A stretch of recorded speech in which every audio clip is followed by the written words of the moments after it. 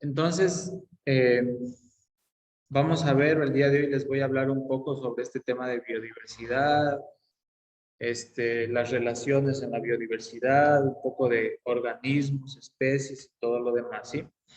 Biodiversidad, o también llamada diversidad biológica, es el concepto mediante el que se hace referencia a la gran variedad de seres vivos que existen sobre el planeta, ¿ya? Es decir, todos los reinos que conocemos.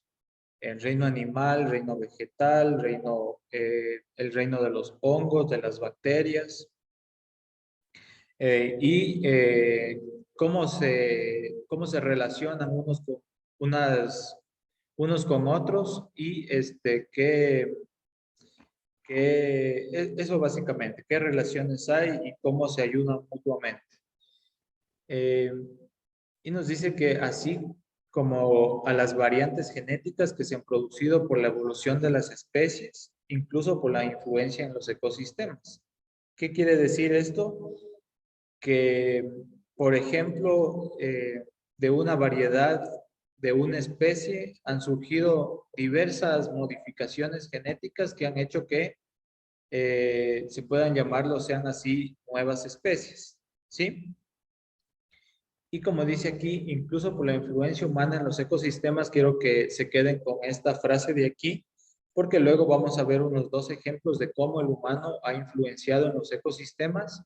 Bueno, dos de las muchísimas ejemplos que existen de cómo el ser humano tiene influencia sobre los ecosistemas y cómo ha contribuido a esto de las variantes genéticas, esto de las mutaciones y todo esto, ¿ya? Entonces, según estos autores, la biodiversidad es un atributo que expresa la variación total de las formas de vida, incluyendo todos los niveles de organización biológica. Ustedes se han de acordar tal vez cómo se organizaba o cuáles eran los niveles de organización en la biología, por ejemplo, reinos, clases, especies, variedades y todo esto, ¿sí? La variación desde los genes, cromosomas, las poblaciones, razas, especies, comunidades y los ecosistemas de una determinada región. Hay una revista científica que cada 5 años alrededor saca cuál es la riqueza o cuántas variedades existen en el mundo, cuántas diversas especies existen en el mundo. Entonces, para el 2002 mencionaba esta revista que hay alrededor de 1.4 millones de especies vivientes, de las cuales 250.000 son plantas superiores, 40.000 son vertebrados y 750.000 son insectos. De esto vamos a ver que actualmente en el año 2020, la proporción de variedades de especies en insectos ha aumentado muchísimo. Sí, Doctor, disculpe que le interrumpa. dígame. Ver a la compañera Orbelina y la compañera Wendy me llamó recién que dice que por el área de ella están con el internet mal. Son las Ya, que viven por Chingapinza. Que si ya, por favor le puede ayudar con lo que es la asistencia que están intentando ingresar. ya, muy bien. A ver, entonces, como les decía, eh, para el año 2020, esta misma revista dio un reporte que la, la especie que más modificaciones ha sufrido son los insectos, ¿ya? Como vemos aquí, toda esta gran población de aquí, y proporcionalmente van bajando otros como los hongos, reino de bacterias, reinos de nemátodos, plantas, moluscos, crustáceos y los vertebrados que prácticamente no han sufrido ninguna variedad en sus especies, ¿ya? Esta revista también nos habla sobre los diversos eh, conductores o alterantes de la biodiversidad. Y este cuadro me ha gustado mucho porque nos habla sobre conductores indirectos que producen un impacto en la biodiversidad, que es el consumo, la demografía entendiéndose como este, este número creciente cada vez más de individuos o de la especie humana que hay. Algunas instituciones, gobiernos que han tenido mucho impacto en lo que es el ecosistema, la economía, la tecnología, los conflictos y sobre todo las epidemias. Ahora que recientemente hemos pasado por esta epidemia, también vemos que es un conductor indirecto de alteración en la biodiversidad. ¿Qué es lo que produce esto? ¿O qué actividades crean estas? Son, por ejemplo, la sobreexplotación de los productos del mar, la sobreexplotación de los campos en la agricultura, la obtención de energía a partir de, de recursos no renovables, la minería, las crecientes estructuras cada vez mucho más grandes que se están creando en el mundo, la deforestación y el turismo, ¿sí?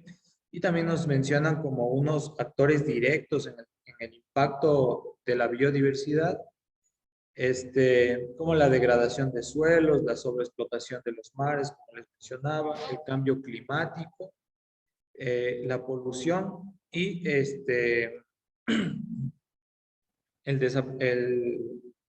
la extinción de nuevas especies y la invasión de algunas especies en biodiversidades o en ambientes que no corresponden, ¿ya?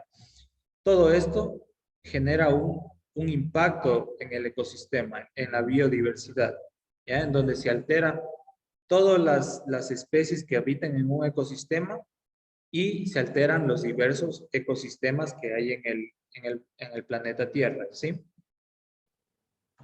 Y esto es lo que yo les mencionaba, que por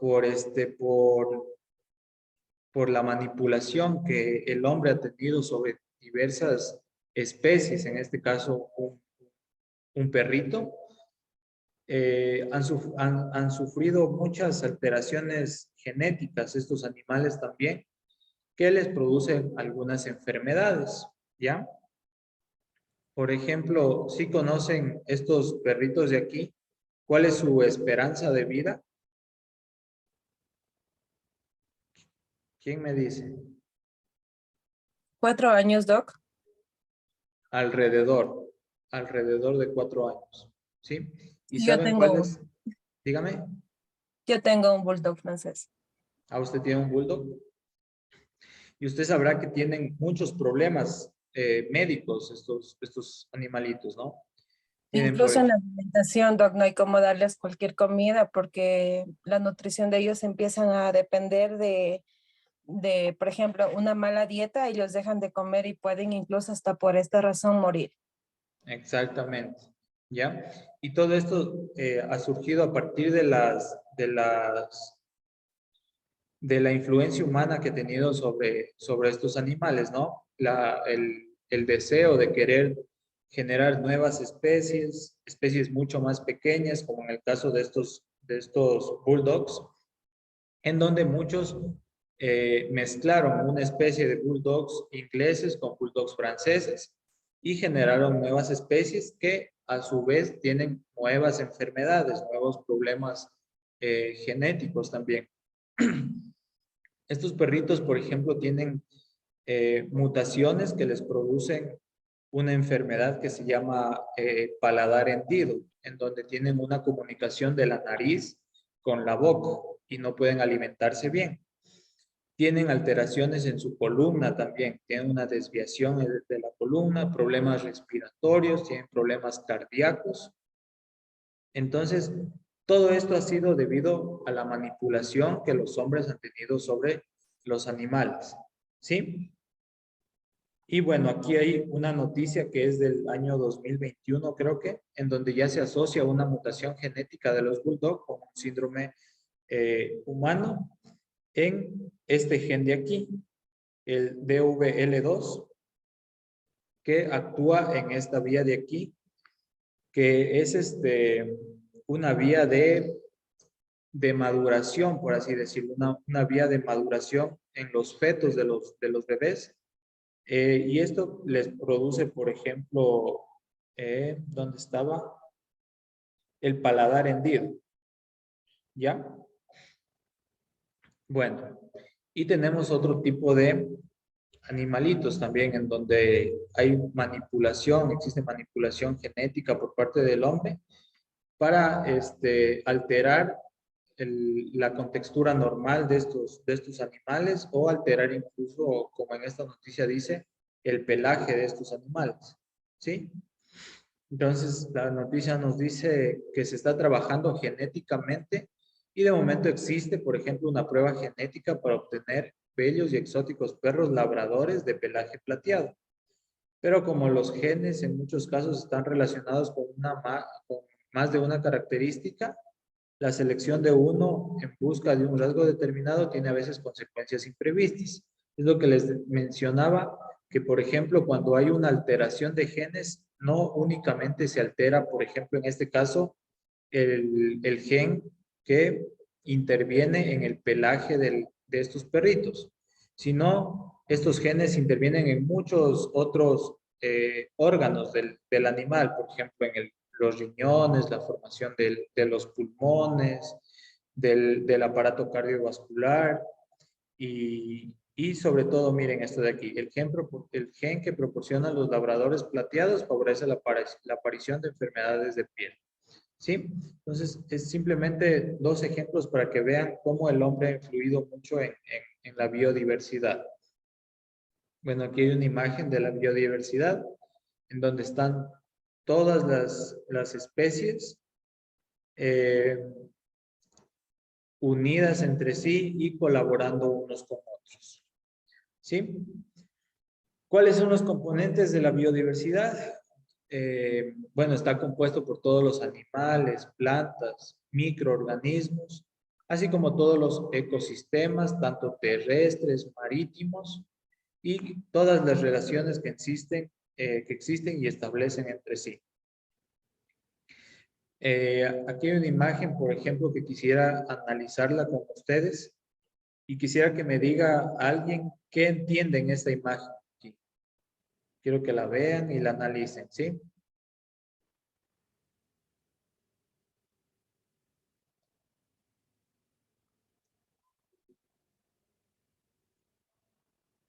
Quisiera que me digan cómo la entienden ustedes a esta imagen.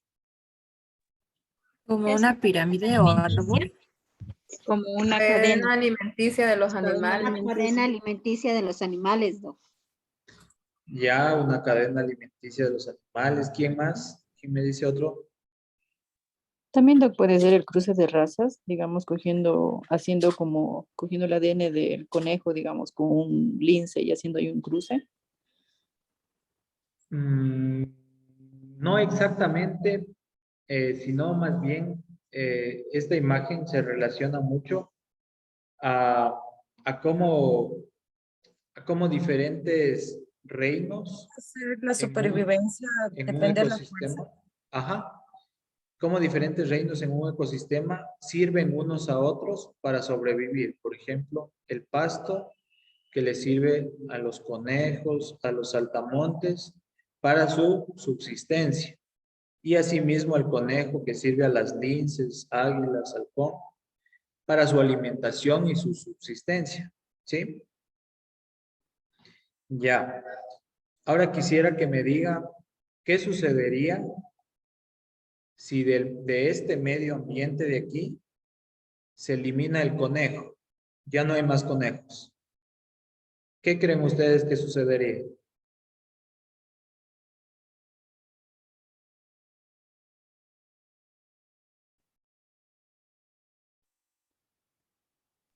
Epidemia o enfermedades.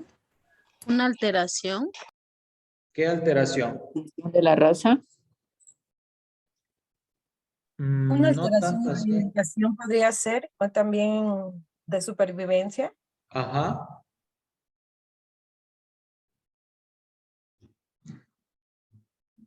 ¿Qué sucedería con las linces si ya no hay más conejos? Desaparecerían. Extinguirían. Ya puede ser una, ¿no? Empiezan a escasear Porque las linces. ya no hay la alimentación para ellos. Ya, O buscarían otra manera de alimentar. El pasto no tendría abono en este caso para poder crecer. ya puede ser también. Muy bien. Quizás el lince se adaptaría también. Al ya no tener la alimentación que es el conejo, tal vez el lince se adaptaría por otra especie. Ya, Creo yo. muy bien. Excelente, excelente. El lince se adaptaría también. Y entramos en esta teoría muy famosa de Charles Darwin, ¿ya? Que es la adaptación de los animales a los medios, ¿sí? Entonces, capaz que el lince ya no come conejos, porque ya no hay, pero empieza a comer culebras, sapos, ratones, todo esto, ¿sí? ¿Qué sucedería, por ejemplo, con los sapos, si es que los conejos ya no existen?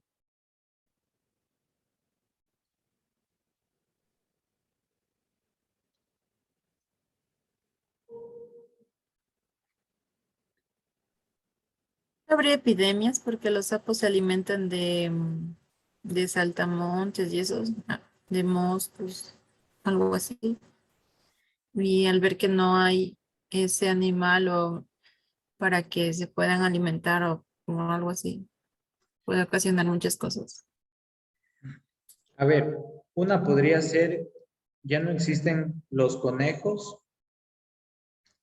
y las águilas ya no pueden comer conejos. Entonces empezarían a comer más culebras, más sapos y habría una reducción en la población de los sapos.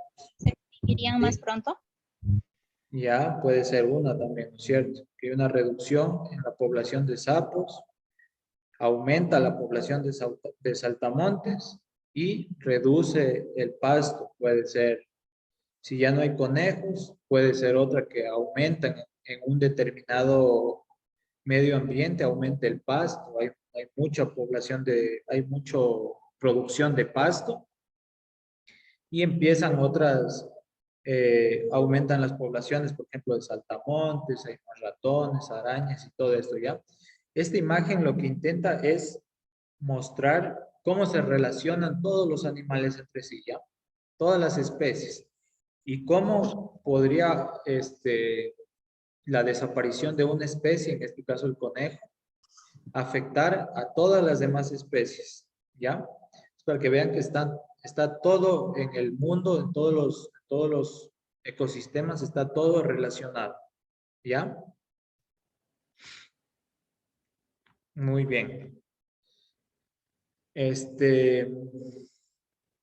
Bueno, esto es lo que ya le habíamos hablado, ¿no? Hay diversos niveles de organización biológica, abarca la diversidad entre especies de plantas, animales, hongos, microorganismos que viven en una determinada especie y su variabilidad genética también.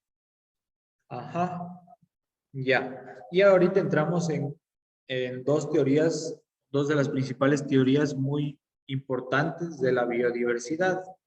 Esta denominada fijismo, que tiene es muy afín a la teoría del creacionismo. ¿Sí saben cuál es la teoría del creacionismo? Que todo fue creado. Dios creó. Ya, que todos los animales, seres humanos, fuimos creados por una entidad superior. ¿Sí? Y que todos estamos tal y como nos crearon desde hace mucho tiempo, ¿ya? Entonces, esta teoría del fijismo lo que habla es que las especies que actualmente existen han permanecido invariables desde que fueron creadas, ¿ya? Que así como somos hoy, cada uno de nosotros, los humanos también fuimos hace cientos y millones de años atrás, ¿ya? Y que hay un ser superior que nos ha creado a nosotros, ¿sí? Y tenemos la teoría de la evolución con su padre Charles Darwin, que definió la evolución como una descendencia con modificación. Es decir, que todas las especies que habitaron hace cientos y millones de años fueron evolucionando con el pasar del tiempo y se fueron adaptando a los cambios naturales o no naturales que sufrió la Tierra. ¿Ya?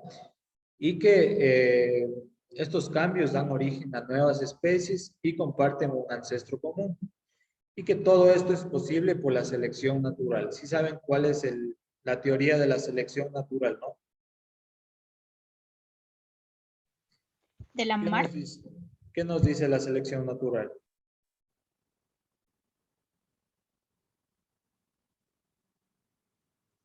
¿Quién se acuerda? Que sobrevive solo el más fuerte. Todos los que Exactamente. Que sobrevive el más fuerte y el que más rápido se adapta a los medios. ¿Ya? Entonces aquí tenemos el dibujito de Homero, como fue hace mucho tiempo atrás, como un mono, y actualmente como es, ¿no?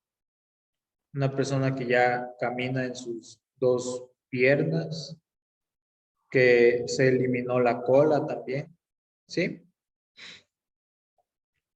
Ya. Ahora tenemos la clasificación de la biodiversidad y esto incluye 3 niveles o 3 tipos principales de biodiversidad. Biodiversidad genética, que quiere decir dentro de una misma especie existen diferentes formas, por así decirlo. Por ejemplo, dentro de la especie de los perros, por así ponerlo. Hay la especie que es especie canina, pero hay diferentes alteraciones entre ellos, ¿no? Y eso es diversidad genética. Diversidad entre especies, simplemente toda la biodiversidad que existe y todas las diferencias entre diferentes plantas, diferentes animales, diferentes bacterias, ¿sí? Y una biodiversidad entre ecosistemas, simplemente que hay varios tipos de ecosistemas, ¿no? Ya los vamos a ver ahorita a detalle. Bueno, la diversidad genética plantea que cada miembro de una especie, sea animal o vegetal, difiere de otros individuos de la misma especie en su composición genética. Y aquí tenemos, por ejemplo, todos estos son tigres, pero tienen algunas variantes genéticas que los hacen diferenciarse por su color, ¿sí? La diversidad de especies simplemente en un ecosistema que conviven múltiples animales. Tigres, flamencos, elefantes, jirafas, todas las especies que se les ocurre. Y la diversidad de ecosistemas, todos los ecosistemas que existen en la Tierra. Por ejemplo, el marítimo, las montañas, o aquí en el Ecuador mismo la sierra, la costa, la Amazonía. Y esto de aquí. ¿Sí?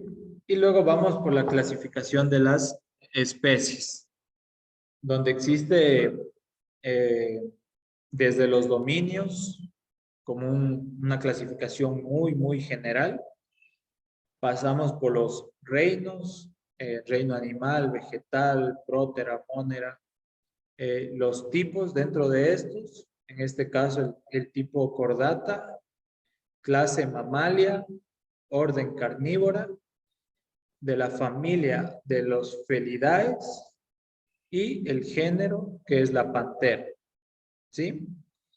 Y dentro de este género tenemos 2 especies, que es la pantera leo y la pantera tigris, ¿ya? Simplemente es cómo se clasifican cada uno de los reinos, por así decirlo, ¿ya? Bueno, la especie es el grupo de organismos que pueden reproducirse y producir, descendencia fértil. En general, los individuos de una especie se reconocen ¿por qué? Porque tienen similares funciones, similares formas, pero no todo es una regla que se cumple al 100%. También hay muchas veces individuos de una especie que pueden ser muy diferentes. ¿Sí? Y bueno, aquí tenemos otro ejemplo también de de cómo se dividen o cómo se categorizan desde los reinos, clases, órdenes, familias y los géneros. ¿Ya? Entonces aquí tenemos los reinos igualmente, reino monera o procariotas, básicamente las bacterias, reinos protistas, que pueden ser unicelulares, pluricelulares, hongos, hongos eucariotas, unicelulares o también pluricelulares, igualmente plantas, variedad de plantas y variedad de animales. ¿Ya? Luego vamos a entrar ya en un tema mucho más de importancia para la materia, como es la célula, ¿sí? Y quisiera que me digan, por ejemplo, ¿quién se acuerda la diferencia entre las células eucariotas y las células procariotas? A ver si es que alguien se acuerda. Que las células eucariotas tienen núcleo y las células procariotas tienen nucleolo o nucleoide, nucleolo. Ya, muy bien. ¿Qué otras características que sepan, que se acuerden? Las células eucariotas son tanto unicelulares como pluricelulares y las procariotas solo son unicelulares. Muy bien. Que las eucariotas se reproducen por medio asexual y sexual y las procariotas solo por reproducción asexual. Ya, muy bien. Y de las eucariotas, ¿quién se acuerda, por ejemplo, qué componentes tienen las eucariotas? Núcleo. Ya, Carla, muy bien. Núcleo. Núcleo, citoplasma, membrana, la membrana celular. Ya. ¿Alguien más? Y los ribosomas. Ribosomas también, ¿no es cierto? Está rodeada también por una membrana nuclear. Membrana, no membrana nuclear, sino por una membrana celular. Celular. Ya. ¿Qué más? Aparato de Golgi. Organelas. Aquí también, sí, eso iba a decir. Aquí también podemos encontrar el aparato de Golgi y organelas. Ya, muy bien. Ya. Y todas estas son las que vamos a ir viendo ahora poco a poco, ¿ya? El día de hoy vamos a ver, por ejemplo, la membrana plasmática o la membrana celular, cuál es su composición, qué moléculas o micromoléculas están componiendo la membrana celular y también el núcleo, ¿ya? Entonces el tema de hoy es algo muy, muy importante. Y ahí aquí están las diferencias entre procariotas y eucariotas. Procariotas, ausencia de membrana que separa el material hereditario del resto de la célula, mientras que las eucariotas sí lo contienen. Las procariotas, tienen generalmente un único cromosoma circular, mientras que las eucariotas están dispuestos en diversos cromosomas lineales, ¿sí? Las procariotas tienen un genoma muy compacto, mientras que las eucariotas, su genoma con regiones intergénicas e intrones. ¿Ya? Entonces, ahora sí vamos a pasar con la exposición de los compañeros que el día de hoy tienen que exponer. A ver, yo voy a dejar de compartir. Ya. A ver, entonces, ¿quién va a empezar a exponer? Dicen, yo le comparto para que empiecen las compañeras. Ya, muy bien. Espérenme para... Sí, se ve. Ya. A ver, ¿quién va a empezar? Yo, doctor Angie Jaramillo. Ya, muy bien, Angie. Entonces, preséntese, presente a su grupo y díganos qué es lo que van a exponer el día de hoy. Ya, doctor. Buenas noches, Doc. Buenas noches, compañeros. Nosotros somos el grupo número 1. El tema que nos ha tocado es células procariotas y eucariotas. Los integrantes son Silvia Chamba, Brenda Lavanda, Gabriela Rodríguez, Yaleni Paute, Jessica Pucha, Karen Uyaguari y mi persona. Ya, Espero les guste el tema y pongan atención. muy bien. A ver.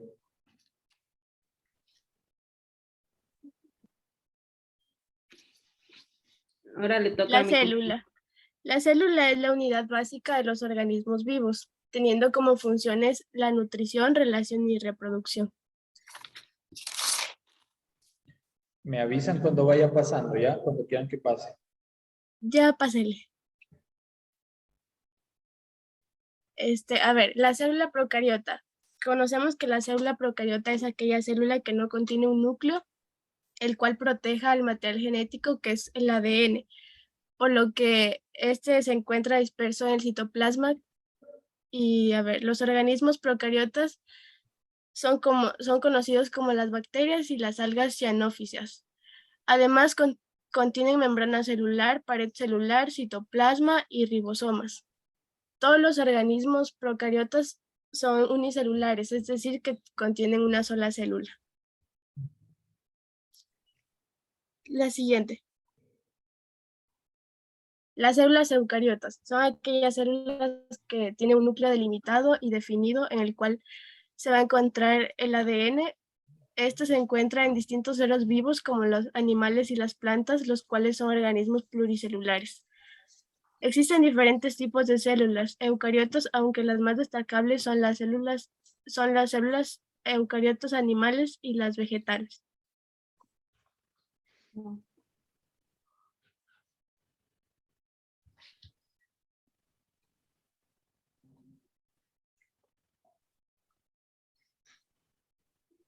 Ya. Célula animal. Son las que componen los tejidos animales. Se distinguen de los vegetales por poseer centrioles y vacuolas más pequeñas y más abundantes. Gracias a carecer la pared celular rígida, posee una bicapa lípica que se desplaza con mayor facilidad. Esto quiere decir que la unidad más pequeña que puede vivir en todos los organismos vivos y en los tejidos del cuerpo.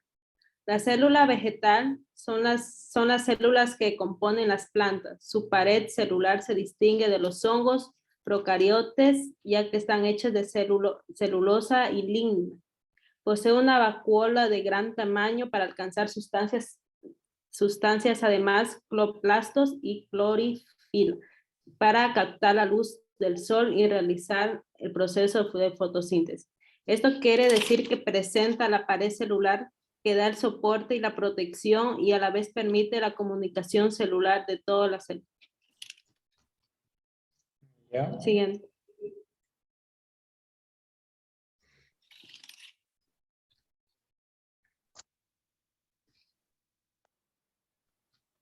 Membrana plasmática es un conjunto de envolturas de lípidos y proteínas que encierran el contenido celular. Están conformadas básicamente por dos láminas de lípidos superpuestas, como bolsas o sacos cerradas. De esta forma, la célula se separa del medio que lo rodea y puede cumplir sus funciones de supervivencia. También la membrana plasmática proporciona un entorno estable dentro de la célula. Esta membrana tiene varias funciones diferentes. Una de ellas es transportar nutrientes dentro de la célula y otra es el transporte de sustancias tóxicas fuera de la célula. ¿Ya? Yo le voy a hablar acerca de la función de la membrana plasmática. Bueno, en la delimitación, lo que es la membrana plasmática define y protege lo que es la célula, distinguiéndola del exterior con el interior, así como también de otra célula. En lo que es administración, su selectividad permite que ingresen sustancias deseadas, también como que no ingresen sustancias tóxicas a la célula. Y también permite la comunicación entre el exterior y el interior y a través regula dicho tránsito. En lo que es preservación, permite el intercambio de fluidos y sustancias a través de la membrana y así a través del citoplasma, por ejemplo el agua. Regula también lo que es el pH y también su carga electroquímica. Y en lo que es comunicación, la membrana permite reaccionar ante estímulos, por ejemplo, ya sea lo que es como es la división celular, el movimiento de la célula y la segregación de sustancias bioquímicas. Ya. Siguiente.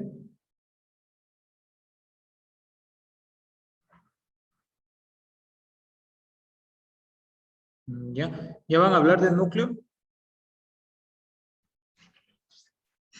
A ver, los componentes de la membrana, ¿por qué están compuestos? Dice ahí, conjunto de envolturas de lípidos y proteínas que encierran el contenido celular. Ya. ¿Para qué sirven, por ejemplo, las proteínas en la membrana? El grupo que expone.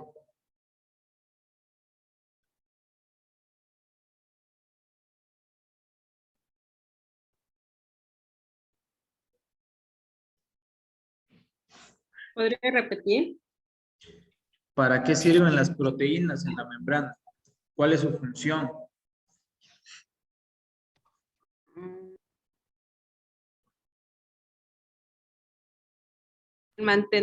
Cumple la función del mantenimiento numeroso de las funciones celulares, ¿Como cuáles funciones celulares?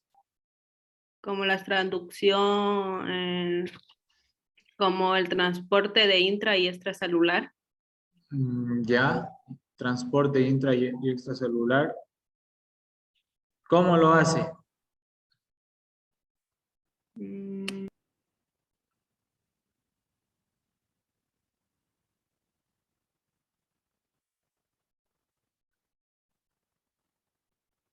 Separa la membrana y la hace, bueno, mediante una solubilización, algo así es, a través de una alta concentración de sal.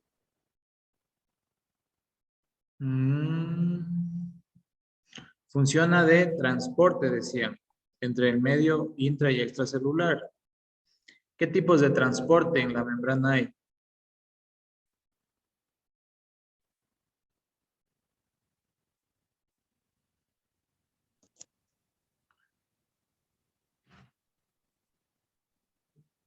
Catherine Collaguazo.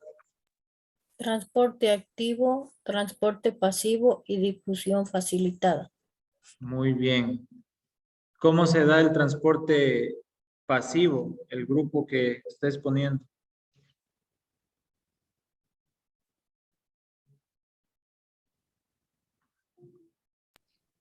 Se lleva por sustancia de zona mayor y la zona menor de concentración. Ya, eso es transporte pasivo. ¿Qué tipo de transporte pasivo es ese? Del transporte pasivo. Ya dentro del transporte pasivo tenemos algunos tipos de transporte. ¿Sí? Dentro de esos hay otra clasificación. ¿A qué corresponde el que usted me dice?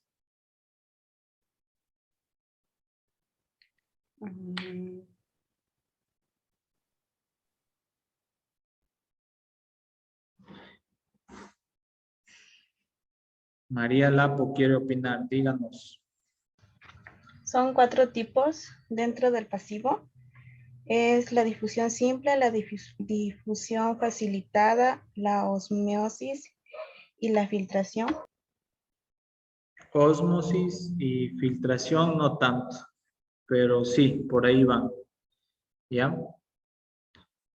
A ver el grupo que está exponiendo. ¿Cuáles son los tipos de transporte que hay en la membrana plasmática? Ya sabemos que hay dos, transporte activo, transporte pasivo. Dentro de esos, ¿cómo se da el transporte?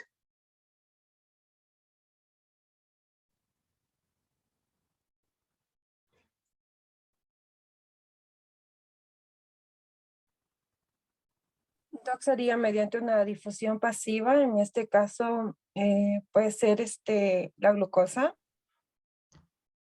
A ver, difusión, un transporte pasivo es la difusión, sí.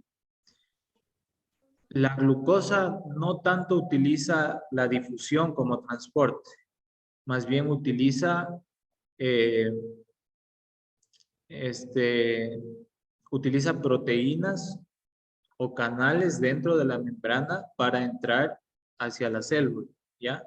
Entonces, la glucosa más bien utiliza un tipo de transporte pasivo facilitado a través de proteínas. Eso es lo que quería que me digan. La glucosa utiliza un tipo de transporte pasivo facilitado. ¿Facilitado por qué? ¿O por quién? Por proteínas, ¿ya?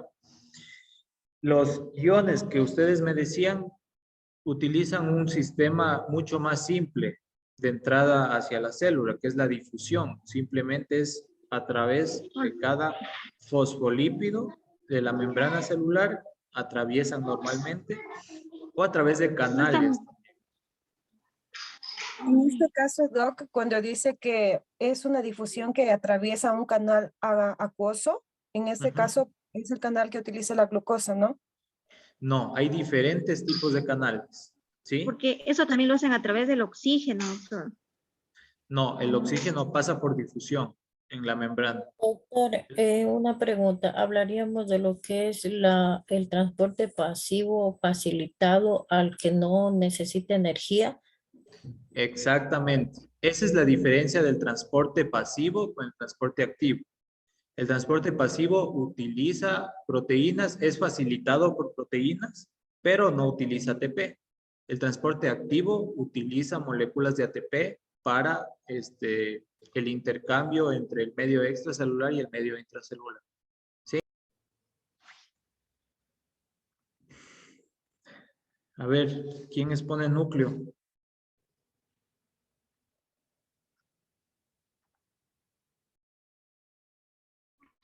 Yo, doctor. A ver, Silvia, dígame.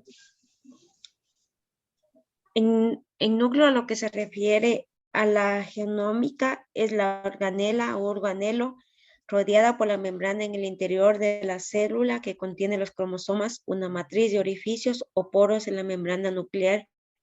Permite el pasaje selectivo de determinadas moléculas como las proteínas y los ácidos nucleicos hacia el interior o exterior del núcleo. Las funciones principales del núcleo son contener y guardar los cromosomas que transportan la información genética, como los genes, sobre todo durante los procesos de reproducción como la mitosis, organizar los genes en cromosomas específicos, lo cual permite la división celular y facilita la labor de transmisión de su contenido, permite el transporte de moléculas entre el núcleo y el citoplasma de manera selectiva y de acuerdo al tamaño de las células, transmitir el ARN mensajero ARN a partir de la matriz de ADN que transporta la secuencia genética al citoplasma y sirve de matriz para la síntesis de las proteínas que se lleva a cabo dentro de la célula. Ya. Otra función también que produce ribosomas indispensables para crear el ARN de los ribosomas.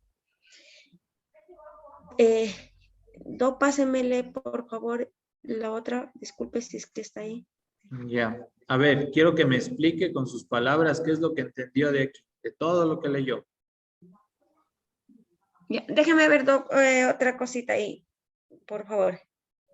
Pásenmele otra, la otra. Ya, ahí nomás. También, por ejemplo, que no, la otra. Ya no hay más.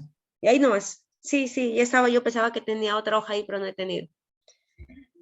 Que podemos decir que el núcleo nos ayuda, el núcleo es el que rodea toda la membrana y mantiene a todos los... A ver, el núcleo rodea toda la membrana.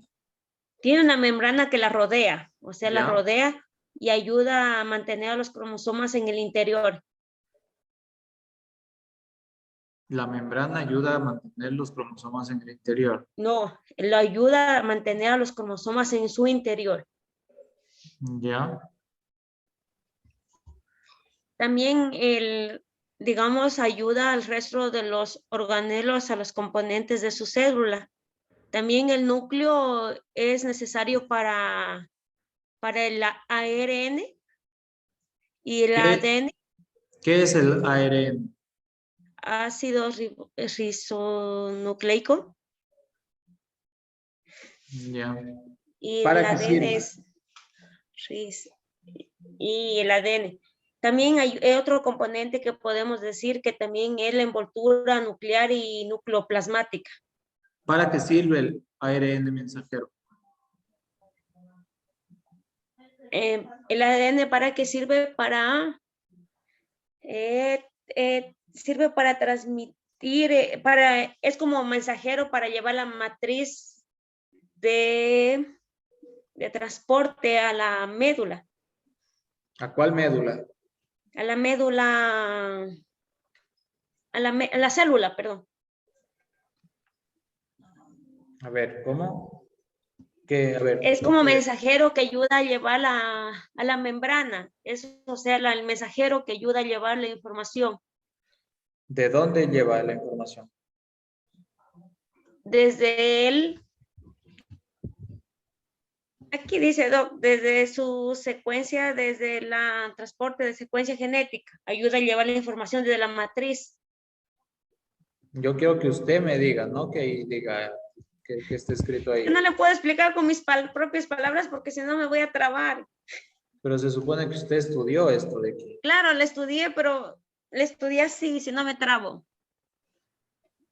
A ver, ¿a dónde lleva el ARN mensajero la información? Lleva al centro, o sea, a la información, lleva la información a la, lleva lleva a la membrana central y a la interna, la información interna.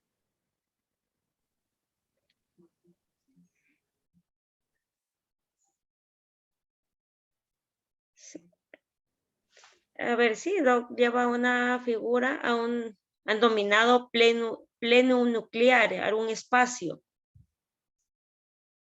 Es que me voy a equivocar, si le leo así porque ya veía, solo me puedo así, como la repasé. Pero si no entiende ni lo que puso ahí. No, sí, por eso le digo, la información en la que lleva desde es el mensajero que lleva la información de transporte de la información genética. ¿Ya? Y sirve para llevar su información. ¿Desde dónde lleva la ARN información? y ADN. ¿Desde dónde lleva la información? Desde la membrana.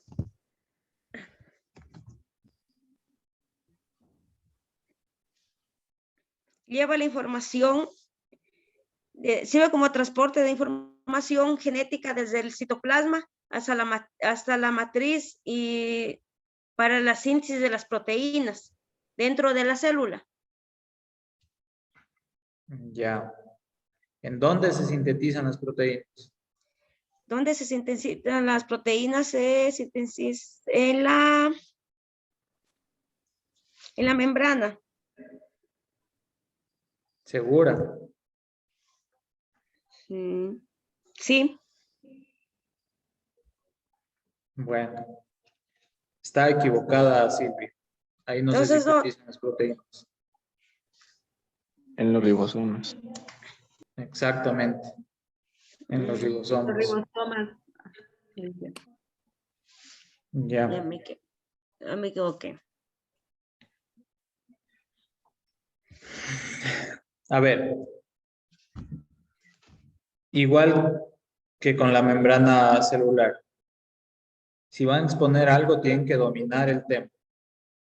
No es posible que estén aquí, leen lo que dice la diapositiva y aparte leen lo que en sus casas están buscando en ese momento. ¿Ya?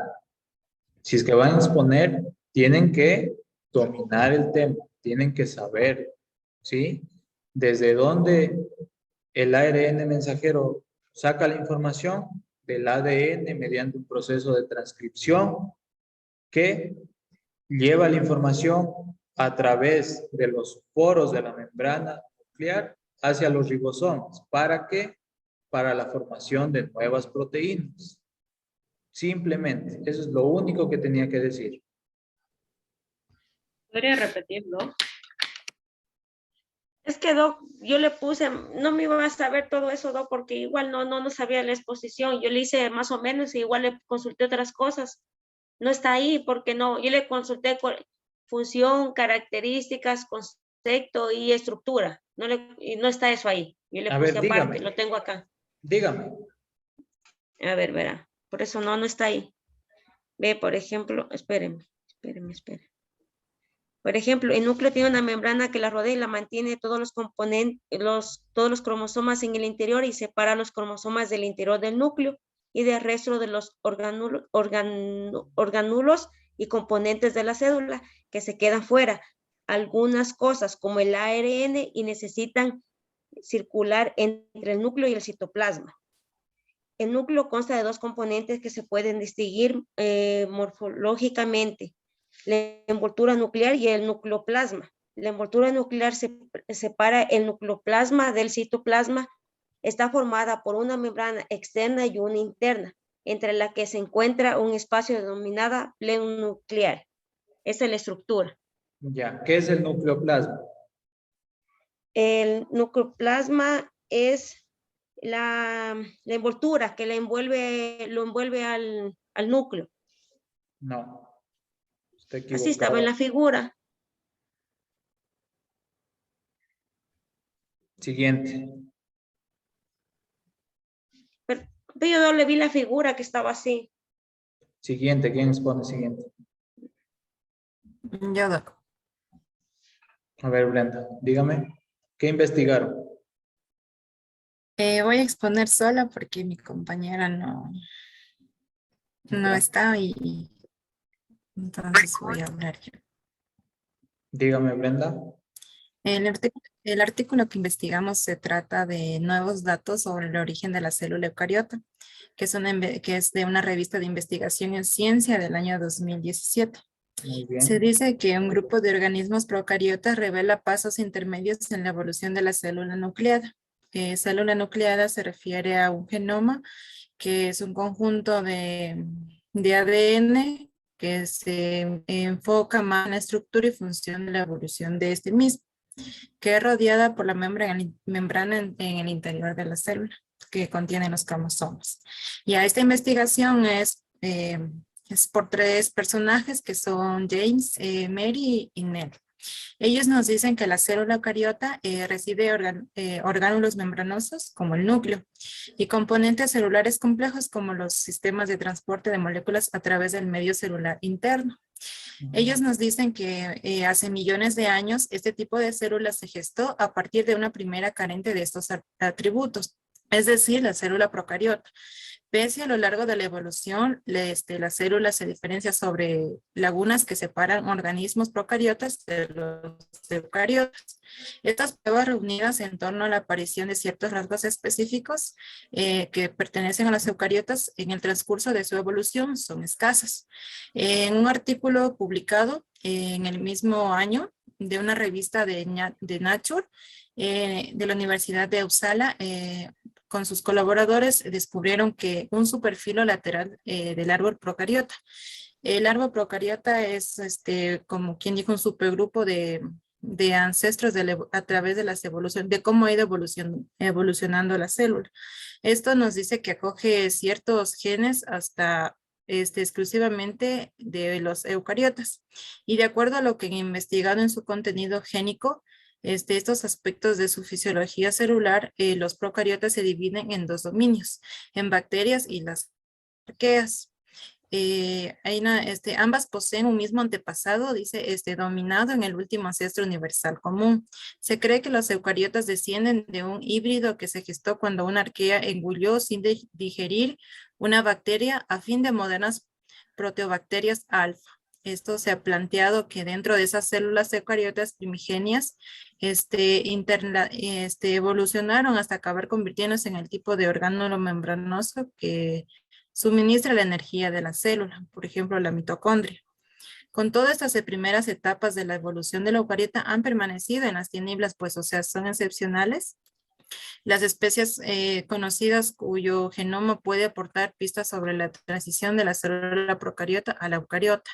Por ejemplo, ahí tenemos una imagen que nos dice que en el último ancestro universal común de las células evolucionó hasta engendrar los dominios de las arqueas y las bacterias, también llamadas procariotas. Las células eucariotas se habrían originado a partir de la fusión de una arquea con una bacteria emparentada con las protobacterias alfa-actuales. Con todo, son muchos aspectos en la evolución, o sea, hay muchas teorías sobre esto, pero que estos nos dicen que la célula eucariota primigenia restan por descubrir. Hay un ejemplo por el modo que surgieron los atributos propios de las eucariotas, como los orgánulos membranosos, que son entre ellos, por ejemplo, las mitocondrias. El estudio reciente de estas secuencias nos dice que ha revelado un superfilo de arqueas bautizando como un grupo de Asgard, que se situaría cerca del linaje de las células eucariotas. Los miembros de este superfilo contienen versiones de genes que hasta la fecha se consideran exclusivas de las eucariotas. Para que entiendan más o menos qué son las arqueas de Asgard, estas son, hay muchas hipótesis, la verdad, pero lo que más les puedo decir es que son como, nos dice que más o menos se refieren a,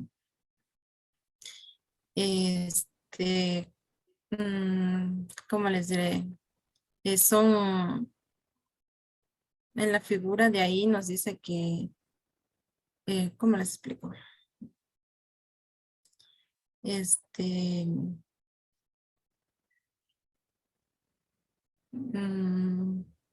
Miden, como le digo, o sea, son como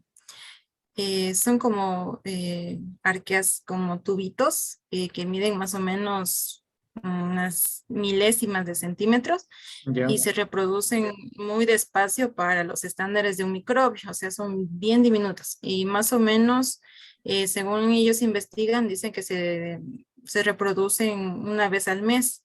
Lo más llamativo son unas formas como tentáculos entrelazados y estos científicos aún no saben para qué los usan, pero creen que son esenciales para explicar cómo surgió la vida compleja a partir de organismos muy parecidos a estos. Ya. Ya. Y bueno, a través de la evolución del ADN, nos dice que hasta la fecha estos ancestros se consideraban más cercanos a las células eucariotas que pertenecían a un grupo de arqueas de Locke. Estos fueron descubiertos con la secuenciación de un genoma de microorganismos hallados en sedimentos marinos. Las loquiarqueas poseen atributos que se suponían privativos de los eucariotas, como varios genes lejanamente emparentados con los implicados del transporte proteico. Para entender esto, la transición de la vida celular procariota a la eucariota se precisa una perspectiva más amplia de los genes arqueanos que dieron origen a las células eucariotas. También nos comentan que el ADN que codifica las secuencias del ARN ribosómico se usa a menudo para determinar los lazos genéticos entre las especies. Ellos comentan que hace años atrás el estudio del ADN que han obtenido de esa investigación, los microorganismos marinos revelaron la presencia de grupos de arqueas emparentados.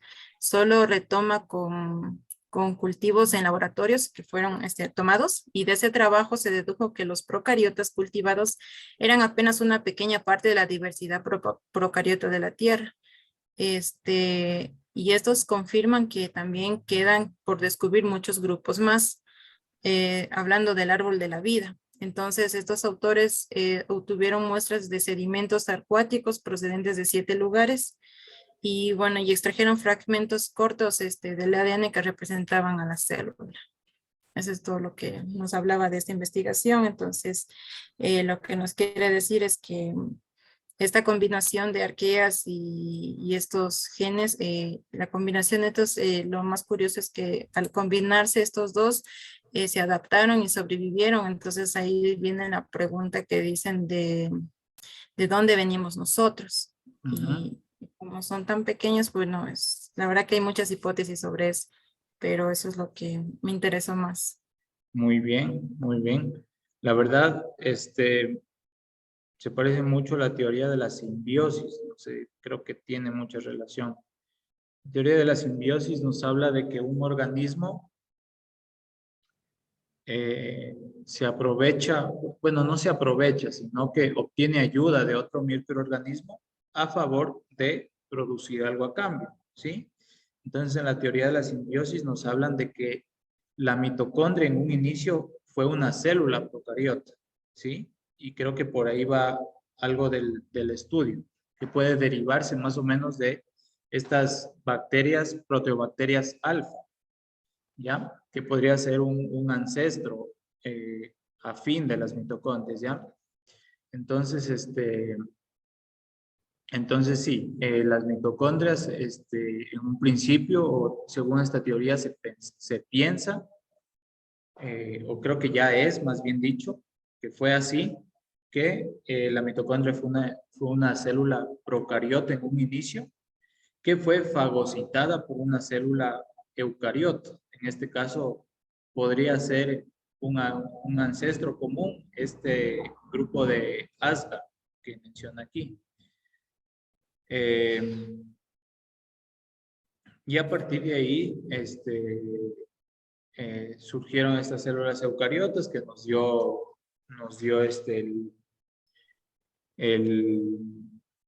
bueno, según la evolución, fueron evolucionando y nos dio ahora, según la evolución, todo lo que somos ahora, ¿no? ¿Tiene tal vez el link o algo del artículo? ¿No lo Sí, pegaron aquí? bueno, les puedo, no sé cómo enviarles una captura, es de una revista de unos científicos, pero ¿cómo le comparto? ¿Le envía a usted y usted la comparte? Sí, sí. Envíeme a mí y yo les pongo en el EVA incluso. A ver.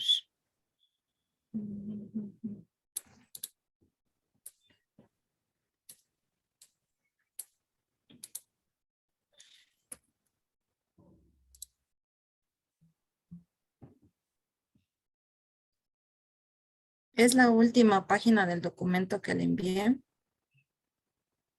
Ya la voy a revisar. Pasa que al hacerle captura le baja la resolución, o sea, no se deja ver bien. Ya, muy bien, espérenme.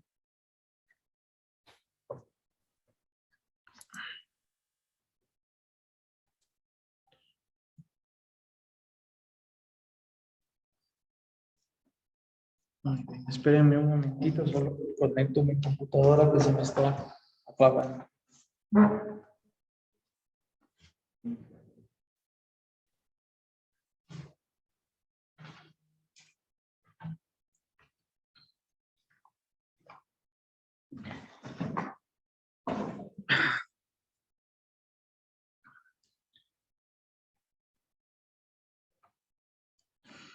A ver, pueden observar.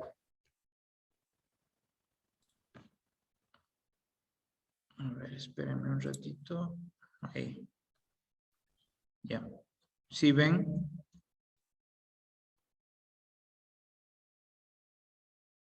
¿Sí se ve?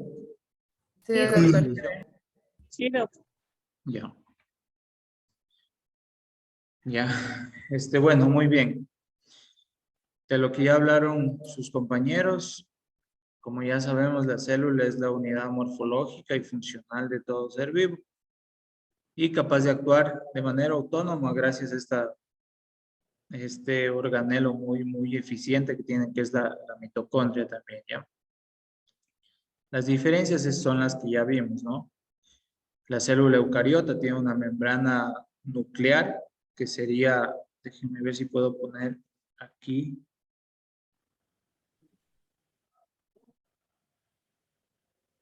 ¿Ya? Sería una membrana nuclear que está bordeando todo lo que es el núcleo y lo encierra en un solo espacio, ¿ya? A diferencia de la membrana procariota, que su ADN se encuentra simplemente flotando en el citoplasma, ¿ya? Es una de las principales diferencias. La organización también. La organización que tiene del ADN la célula procariota es totalmente desorganizada, mientras que acá el ADN, no sé si lo ven aquí, estas flechitas de aquí, es un ADN lineal, entonces está muy bien organizado. ¿Ya? Entonces nos dice que la principal diferencia entre ambos tipos celulares es que las procariotas no poseen esta envoltura nuclear de aquí. Ya. Las células procariotas se menciona que es un antecedente de una célula procariota. Son pequeñas, tienen estructuras muy simples, pero bioquímicamente tienen muchas diferencias, ¿ya? Que estas diferencias hacen que se denominen de diferente manera también. Bacterias, virus y cianobacterias. Dentro de las células procariotas, como sabemos, son organismos unicelulares. Las principales que se representan aquí son las bacterias prácticamente. Tiene un ADN circular único con una zona nucleoide que vendría siendo toda esta parte de aquí, toda esta desorganización del material nuclear, ¿ya? También poseen algunos ribosomas. ¿Por qué? Porque pueden producir algún tipo de proteínas. Por ejemplo, las bacterias cuando ya crean alguna resistencia a los antibióticos, me imagino que hayan escuchado ustedes el término de resistencia a antibióticos o resistencia a los antibióticos, ¿ya? Crean estas bacterias, estas células de aquí crean algunas proteínas de membrana que produce que haya esta resistencia a los antibióticos. No tienen este sistema de endomembranas que básicamente son el aparato de Golgi o el retículo endoplasmático, que ayudan más bien a empaquetar un poco las células. ¿Sí? Tienen su membrana celular o plasmática, que principalmente les sirve como barrera, y tiene algo de permeabilidad también.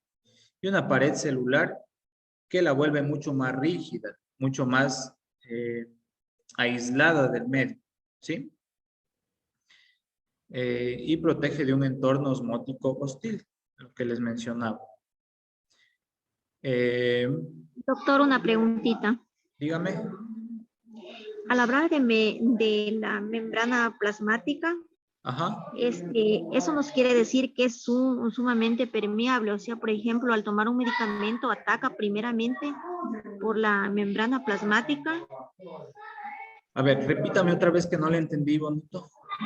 Mira, de la membrana celular o plasmática, se dice que es una barrera esencial de permeabilidad.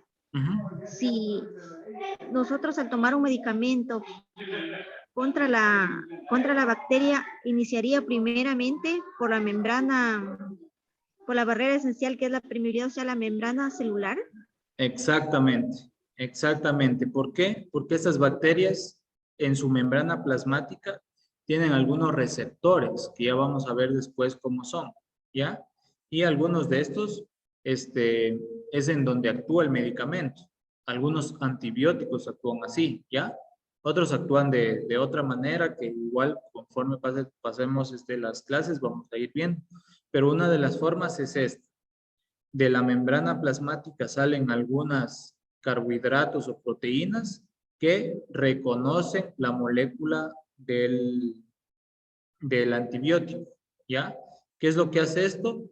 Manda un mensaje hacia el núcleo para que se creen nuevos canales en esta membrana. Entonces se crean canales mucho más grandes y todo el medio que está afuera de la célula, afuera de la bacteria, entran iones de sal, iones de potasio, iones de cloro, todo eso entra acá, que lo que produce es que esta célula se hinche, esta bacteria se hinche y explote. Y así actúan algunos antibióticos. ¿Sí? Ya listo. Ya. Bueno, y algunas otras bacterias, como toda regla tiene su excepción. Las arqueobacterias tienen una pseudo pared y el micoplasma no tiene nada de pared. ¿Ya?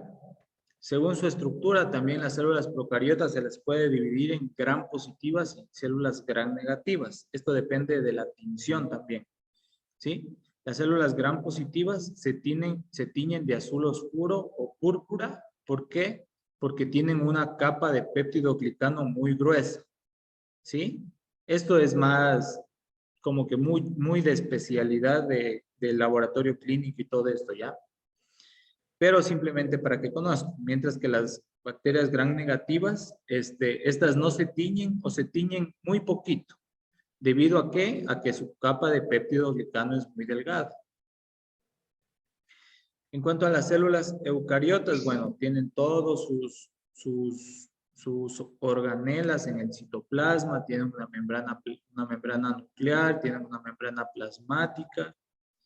Dentro de la membrana nuclear se encuentra el núcleo y un nucleolo que ayuda a la señalización también del material genético. Y vamos a ver ahorita sí lo que compete a membrana celular, ¿ya? ¿Qué era lo que sus compañeros iban a explicar? Son cuál es la composición de una membrana celular. Los 4 componentes principales de una membrana celular son los fosfolípidos que forman esta bicapa lipídica que se encuentra aquí. Déjenme ver si tengo una foto. Esta de aquí, estas de aquí. Estos son los fosfolípidos, ¿sí? Que ayudan a proteger a la célula y sirven como de medio de aislamiento del medio extracelular a la célula, ¿ya? Luego, ¿qué más tenemos? Tenemos las proteínas, ¿sí? Y dentro de las proteínas tenemos proteínas que son integrales, que son denominadas integrales porque atraviesan todo el espesor de la bicapa de fosfolípidos, ¿ya? Entonces tenemos aquí la bicapa de fosfolípidos y las proteínas vienen desde acá afuera y atraviesan hacia todo esto de aquí, ¿sí? Y también tenemos otro tipo de proteínas llamadas proteínas periféricas de membrana o proteínas periféricas nada más. Estas proteínas periféricas sirven también de señalización, ¿sí? Sirven principalmente de señalización. ¿A qué me refiero con señalización? Cuando viene, por ejemplo, una hormona, algún soluto, más que todo hormonas, ¿ya? Vienen las hormonas por aquí desde el medio externo y vienen y se unen, por así decirlo, con el receptor de esta célula, con un tipo de receptores, ¿ya? Que hacen que cambie de conformación todo esto de aquí, cambie su estructura y al final se traduce a una señalización o a un mensaje hacia la proteína, que la proteína después tiene que llevar hacia el núcleo, ¿sí? O sea, viene una hormona de aquí, por ejemplo, hormona de crecimiento. Viene la hormona de aquí, llega hacia su receptor en la célula. Este receptor, una vez que ya sabe que viene la hormona de crecimiento, manda señales para que esta proteína de aquí se dirija hacia el núcleo para generar nuevas cosas, enzimas, proteínas, todo esto de aquí, ¿ya? Para esto sirven estas proteínas periféricas de membrana, como un medio de... Como que dan la alerta, man. Exactamente, como un medio de señalización. Ya. Luego, ¿qué más tenemos? Entonces, hasta aquí ya tenemos los fosfolípidos y las proteínas, ¿no es cierto? Luego tenemos los carbohidratos, que son estas partes que están sobresaliendo y pueden sobresalir desde las proteínas formando se me fue la palabra. Bueno, forman principalmente medios de señalización en la célula, ¿ya? O receptores. Y pueden ser tanto en los fosfolípidos, en las proteínas, o también en parte del colesterol, ¿ya? Que esa es otra parte esencial de la membrana celular. Entonces ya tenemos proteínas, fosfolípidos y colesterol. ¿Y para qué sirve el colesterol? El colesterol sirve como un medio de unión entre los fosfolípidos. Quiero que se fijen en esta parte de acá. Déjenme ver si adelante tengo. No. Ya. Quiero que se fijen, por favor, en esta parte de aquí. Estos son los fosfolípidos. El fosfolípido, ¿por qué está compuesto? Por una cabeza de fósforo que es hidrófila. ¿Qué quiere decir hidrófila? Que tiene una afinidad por el agua, ¿sí?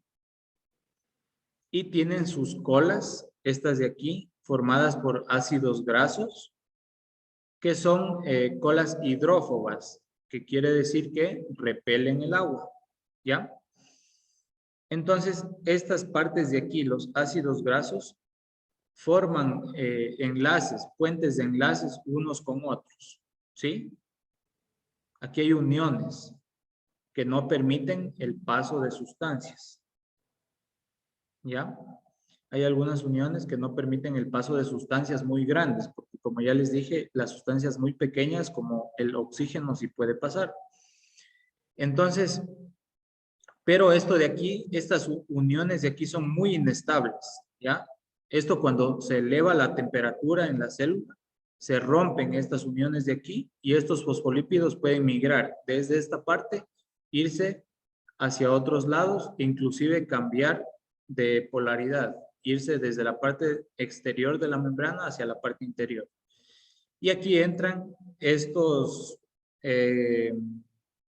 moléculas de colesterol que lo que hacen es hacer estas uniones mucho más fuertes, ¿ya? Entonces, esto lo que permite es que la célula sí tenga un poco de permeabilidad o que puedan desplazarse estos fosfolípidos, pero que no sea tan común, porque están estas moléculas de colesterol, ¿ya? Entonces, las moléculas de colesterol es lo que le da a la célula esta función de mantenerse unida siempre, ¿ya? De no migrar, de que no se alteren estos fosfolípidos. Para eso sirve el colesterol. Y esas son las principales componentes de la membrana celular, ¿ya? Luego, dentro de las proteínas, vamos a ver que hay algunas proteínas de transporte, que es lo que ya hablamos también. ¿Dónde están? Ya. Entonces, aquí podemos ver que las funciones de las proteínas son funciones estructurales porque mantienen la integralidad de la membrana nuclear. Son proteínas de transporte porque permiten el paso de sustancias de una parte extracelular a una parte intracelular. Son de reconocimiento también. ¿Por qué? Porque cuando llegan algunas sustancias, fármacos, todo esto, como que se encajan en la parte exterior de estas proteínas y cambian la conformación de estas, ¿sí? Y también sirven de comunicación, que es lo que les mencionaba, que cuando llega alguna hormona, por ejemplo, mandan como mensajero a una proteína hacia el núcleo para que se produzcan otro tipo de enzimas, proteínas y todo esto, ¿ya? Podemos decir que entonces tendría como manera de memoria. ¿Perdón? Tendría como manera de memoria para que pueda reconocer, por ejemplo, cuando se produce el abuso de un antibiótico. Muchas de las veces se dice que el abuso hace de que ya el medicamento, el antibiótico ya no mate la bacteria. Entonces sería porque la bacteria ya creó como una memoria. Exactamente. Es por eso y a eso se debe lo de la resistencia a los antibióticos, ¿sí? Es porque las células o las bacterias cada vez crean nuevas proteínas, crean nuevas de estas de aquí, ¿sí? Crean esto de aquí que lo que hace es que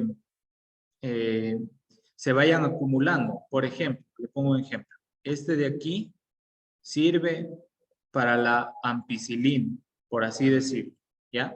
No funciona así exactamente, pero es un ejemplo para que entiendan. Y como le dan otro tipo de antibiótico, porque la ampicilina ya no le hace nada, la bacteria aquí crea otro tipo de receptor para las cefalosporinas, por ejemplo, ¿sí?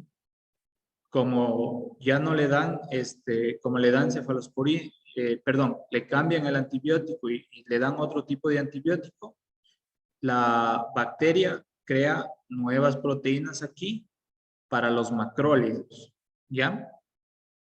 Y así van creando nuevas proteínas y más proteínas y más proteínas, y a esto se debe la resistencia bacteriana, ¿ya? Es una muy, muy buena pregunta.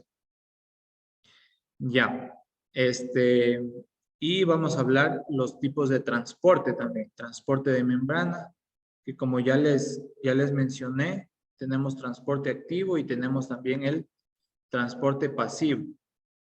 ¿Sí?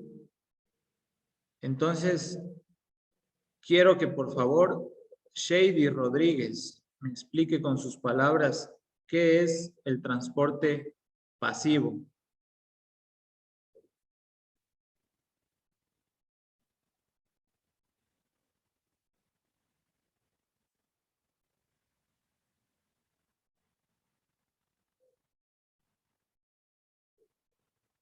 Shady. Nada. Verán que esto es participación en clase también, ¿ya? Cristian Castillo.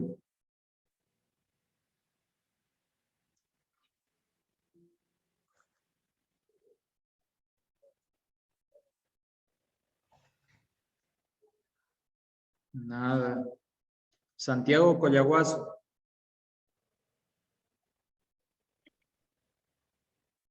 Ya. ¿Me puede, otra vez, por favor? La pregunta no la entendí muy bien. Ya. Hace un rato estábamos hablando de los tipos de transporte de membrana, esta parte de aquí. Entonces mencionábamos que hay un tipo de transporte pasivo y un tipo de transporte activo. Quiero que me diga por qué se denomina transporte pasivo este de aquí.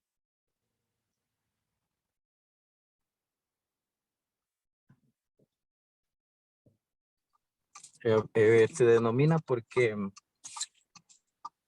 ayuda a la célula a que pueda generar más.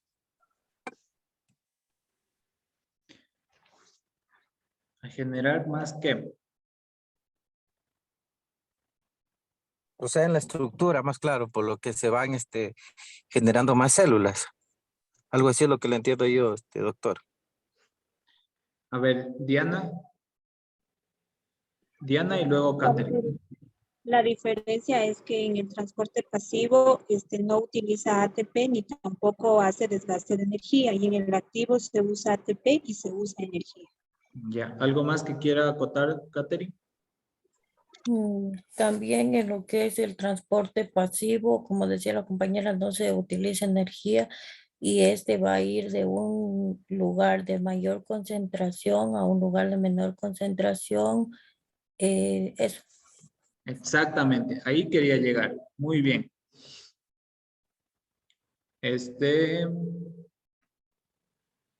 ¿Quién más? ¿Quién más? Vamos a ver. Luis Reyes.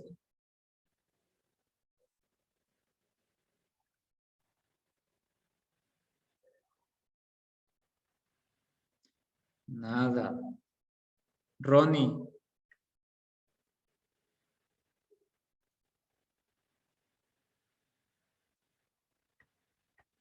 Tampoco. Vanessa Novillo.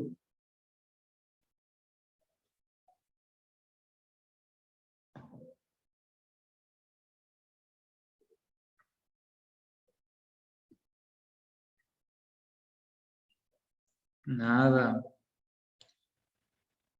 Axel Mori.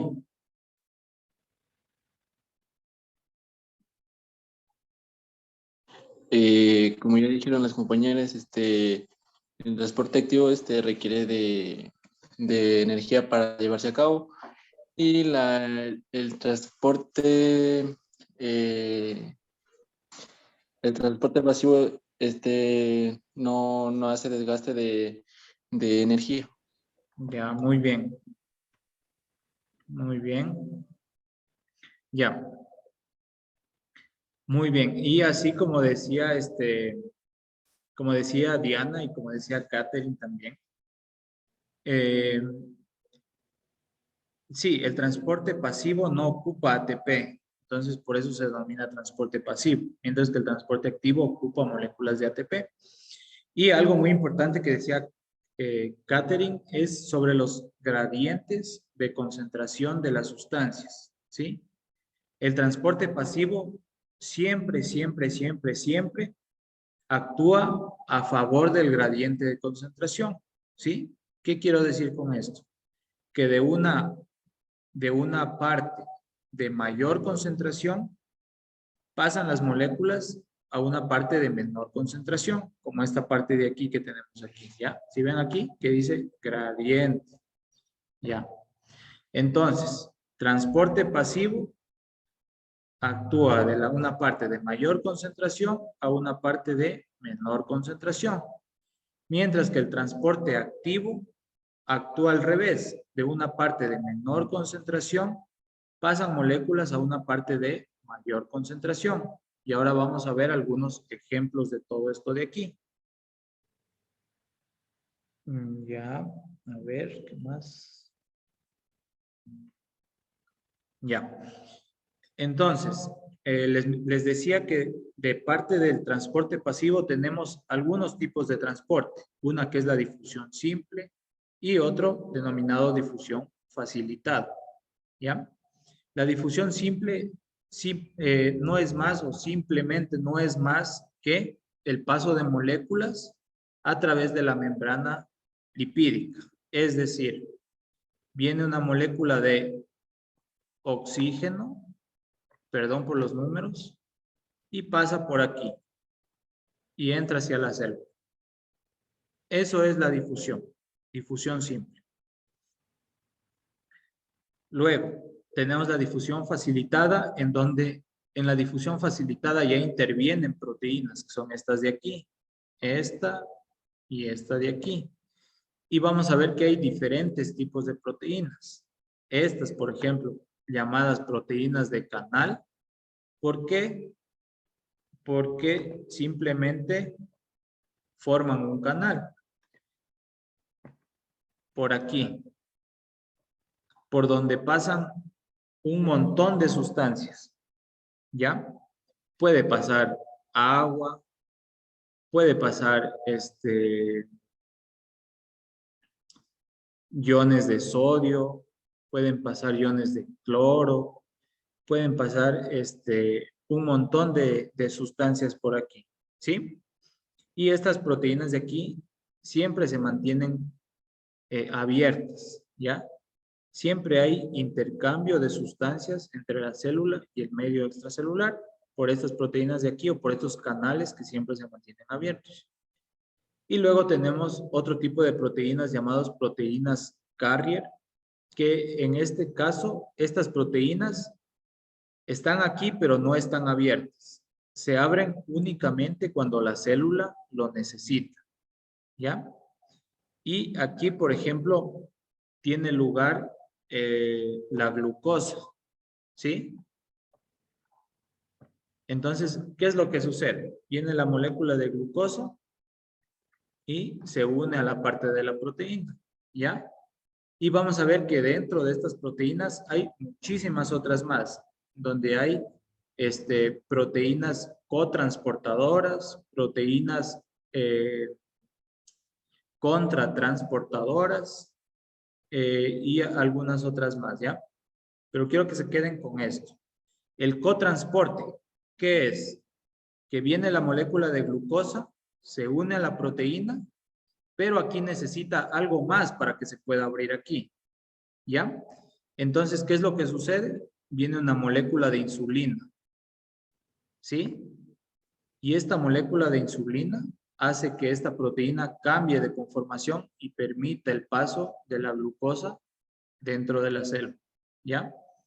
Es por eso que se denomina que la insulina es la llave que abre, que le abre paso a la glucosa dentro de la célula, ¿sí?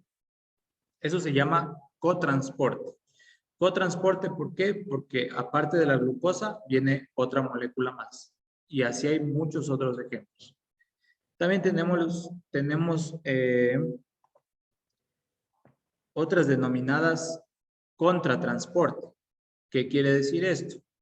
Por ejemplo, tomando otra vez la molécula de glucosa. La molécula de glucosa se une a la proteína, pero de la parte de dentro de la célula se une otra molécula. ¿Sí? Puede ser sodio o cualquier otra molécula de aquí. Cuando se une esto de aquí, se abre esta proteína. Entonces, entra glucosa y sale el otro soluto. Eso es un contratransporte, en cambio, ¿ya? Y eso es la difusión, el transporte pasivo. Y no utiliza ninguna molécula de ATP. Mientras que el transporte activo, en este caso, como les decía, funciona a través de un medio de menor concentración o un medio de mayor concentración y funciona por ATP. Entonces, ¿qué es lo que sucede? Por ejemplo, la bomba sodio-potasio. ¿Sí saben qué hace la bomba sodio-potasio? A ver, ¿quién me dice? Su función es sacar sodio e ingresar potasio. Ya, muy bien. Básicamente. Ya. ¿Qué es lo que sucede con esta célula de aquí? No sé si ustedes ya vieron potencial de membrana, cómo se produce la despolarización en las células, todo esto. Que básicamente es entrada por aquí de sodio y salida de potasio hacia afuera. ¿Ya? Hasta ahí todo bien. Pero ahora, ¿cómo hacemos para que regrese todo el sodio que entró y regrese todo el potasio que salió? Acuérdense que el sodio hay mucho más en el medio extracelular y el potasio hay mucho más potasio en el medio intracelular. ¿Ya? Entonces, para esto funciona esta bomba de aquí que se llama bomba de sodio-potasio. ¿Qué es lo que hace?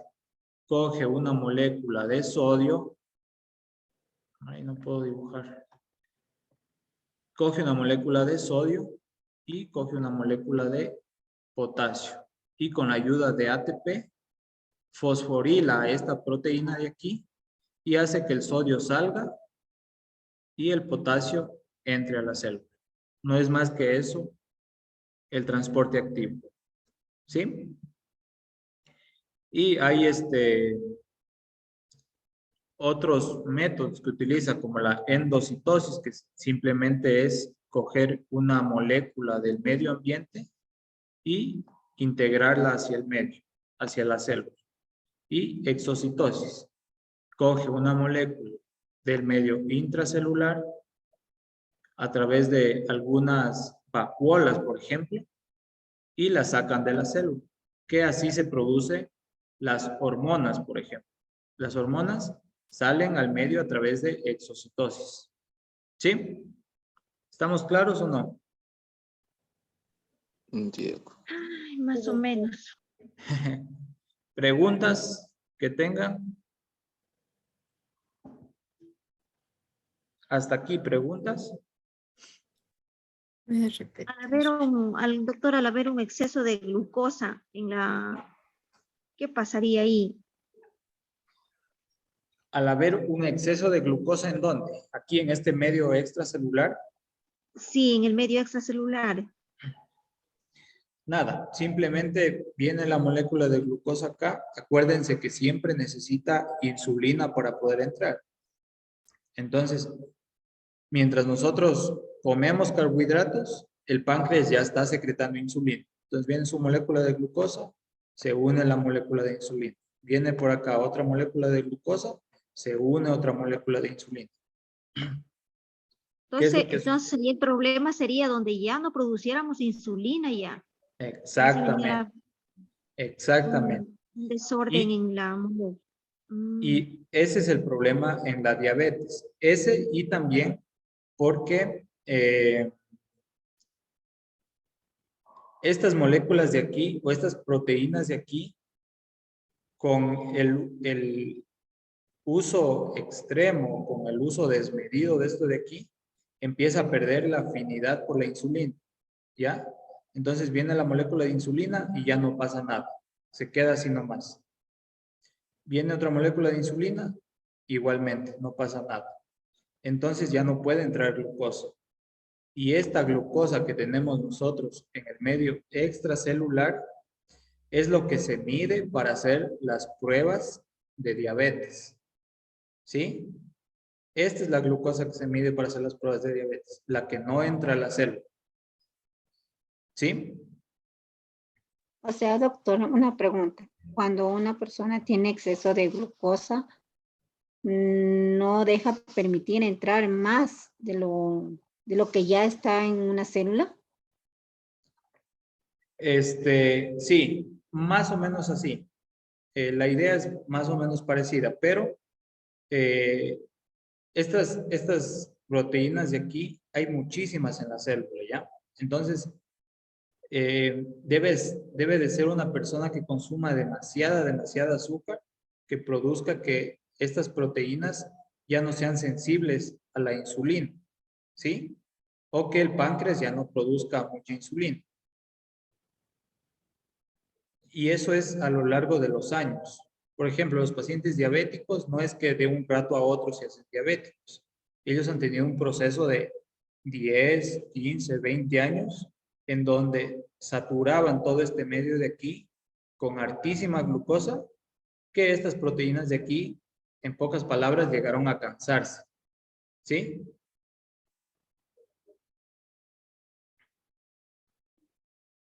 Doctor, le hago una pregunta. Y cuando los niños nacen, hay unos que, o sea, que tienen ese problema, que es por lo que no se cuidan digamos, la mamá cuando está embarazada.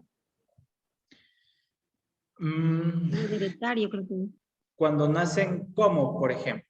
Si me explica mejor esa parte. O sea, cuando tienen ese tipo de problemas de lo que, o sea, como que nacen, o sea, como que con ese tipo de, que ya necesitan insulina y todo eso. Ya, a ver, hay una enfermedad, no sé si se referirá a esta, denominada diabetes mellitus familiar o tipo 1. La diabetes mellitus tipo 1 o familiar se produce porque en el páncreas no hay producción de insulina. ¿Ya? Entonces, todo esto de aquí funciona correctamente. Aquí llega normalmente la glucosa, se une a la proteína, pero al no haber insulina, se bloquea y no hay paso de glucosa hacia la célula. ¿Sí? Por eso todas las personas con diabetes tipo 1 utilizan insulinas. El tratamiento de ellos solamente es insulinas. Ellos no pueden utilizar algún otro antidiabético oral porque la falla de ellos es la producción de la insulina. No sé si quedó claro tal vez su respuesta. Doctor, y cuando tienen resistencia a la insulina, ¿ahí cómo es vuelta? Es lo que le mencionaba aquí. Estas células, estas proteínas se hacen resistentes a la insulina y ya no se fijan, ya no llegan acá. Y por eso la glucosa ya no entra a la célula y se queda en este medio de aquí. Doc, y una pregunta. ¿Y esa relación que dicen la diabetes emocional? Diabetes emocional, la verdad no he escuchado el término, pero me imagino que se refiere a que Por ejemplo, cuando tenemos un periodo de estrés, se eleva el azúcar en nuestro sistema, ¿ya? Pero es por una reacción fisiológica ante el estrés, ¿sí? Eso podría ser de lo que entiendo. De ahí, diabetes emocional, la verdad no he escuchado tanto así. Ya, doctor. Tenía una duda. Ya. ¿Más preguntas tal vez? Doc, pero quiero decir entonces que el estrés puede en muchos casos producir que haya una resistencia a la insulina. Exactamente. El estrés puede ser una de las causas de resistencia a la insulina. ¿Por qué? Porque siempre hay, cuando hay estrés, lo que pasa es que cuando hay estrés, en nuestro páncreas se segrega otro tipo de hormonas llamada glucagón. El glucagón lo que hace es sacar todo el azúcar, toda la glucosa que nosotros tenemos almacenada en el hígado y en los tejidos y transformarlos en glucosa para que estén disponibles para todo el cuerpo, para todo el organismo, ¿ya? Entonces, si tenemos estrés crónico, siempre vamos a tener como que aquí glucosa disponible, ¿ya? Y es el mismo método. Hay demasiada glucosa aquí, se saturan estas proteínas, ya no hay afinidad por la insulina, por lo que no puede entrar la glucosa. Y se mantiene la glucosa en el medio extracelular. Y nos da diabetes al final de todo.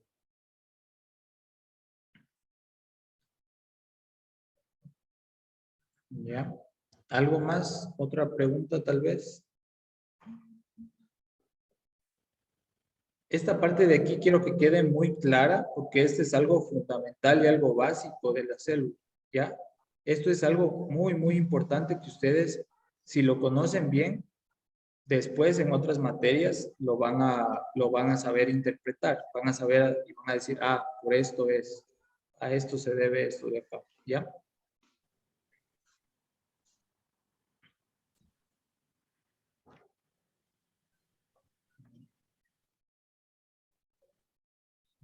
Muy bien. Doctor, una pregunta en lo que es la bomba de calcio. ¿Qué hablaríamos? De un transporte activo, ¿verdad? ¿La bombas de calcio únicamente o ligadas a algún otro? Calcio, sodio, algo así es, no recuerdo muy bien, pero recuerdo que hay una bomba de calcio, o sea, así le dicen, y lo que quería saber si hablaríamos de un transporte pasivo o un activo, porque según lo que recuerdo necesitaba de ATP, algo así era. Ya. Lo que pasa es que el calcio se lo utiliza para muchas cosas, ¿ya? Y diversas células lo utilizan de diferente manera. Entonces, por ejemplo, cuando en la célula muscular, ¿ya? El calcio interviene en la contracción muscular, ¿ya? Y tenemos tanto calcio a nivel extracelular, como tenemos calcio también almacenado en el nivel intracelular, en los retículos endoplasmáticos, ¿ya? ¿Qué es lo que sucede? Viene un potencial de acción, viene una despolarización de las neuronas a la célula muscular. Esto hace que cambie la polaridad de la célula. Por ejemplo, esto es negativo y esto es positivo. Cuando sucede esto, se invierten las cargas, se hace positivo y esto se hace negativo. Entonces, esto hace que se transformen todas estas proteínas de aquí y entre calcio libre dentro de la célula, ¿ya? Entonces, entra calcio libre, ¿por qué? Porque necesitamos mucho calcio para realizar la contracción muscular, ¿sí? No basta con el calcio almacenado solo en el retículo endoplasmático. Y toda esta transformación de aquí también hace que del retículo endoplasmático se libere calcio, ¿sí? Y luego sí, cuando hay la repolarización, también utiliza el calcio, canales de calcio vinculados al ATP, en donde empiezan a salir moléculas de calcio por aquí. Pero gracias a moléculas de ATP, ¿ya? Entonces, es dependiendo de la célula y para qué lo utiliza, ¿ya? Ya. Ya. Y bueno, aquí tenemos un diagrama, un mapa conceptual de los tipos de transporte activo y pasivo. ¿Ya? La parte del núcleo, esa parte la vamos a ver mucho más a detalle en la segunda unidad, donde ya vamos a hablar de replicación, de transducción y todo esto de aquí. ¿Sí? Ya. Lo que sí me gustaría que hagan esta tarea de aquí. Quiero que, por ejemplo, busquen los tipos de transporte para la glucosa, en qué tejidos del cuerpo los encontramos y que ustedes reconozcan a qué tipo de transporte pertenece. ¿Sí? Les digo de una vez que no son estos de aquí que yo les mencioné de aquí, sino que este simplemente es el vehículo por donde la glucosa entra a la célula. Yo quiero que ustedes me busquen los receptores que tenemos en el intestino, por ejemplo, para que la glucosa se absorba del intestino hacia la célula, hacia la circulación, ¿ya? Y específicamente hay dos tipos de receptores, los SGLT y los GLUT. Esos de ahí quiero que busquen cómo son, en qué partes del cuerpo los encontramos, qué tipo de transporte es y el uso en farmacología. Porque esos son muy importantes porque estos tipos de transporte ahora son utilizados mucho para las terapias de los antidiabéticos orales, ¿ya? Muy bien. Y eso sería prácticamente todo por ahora.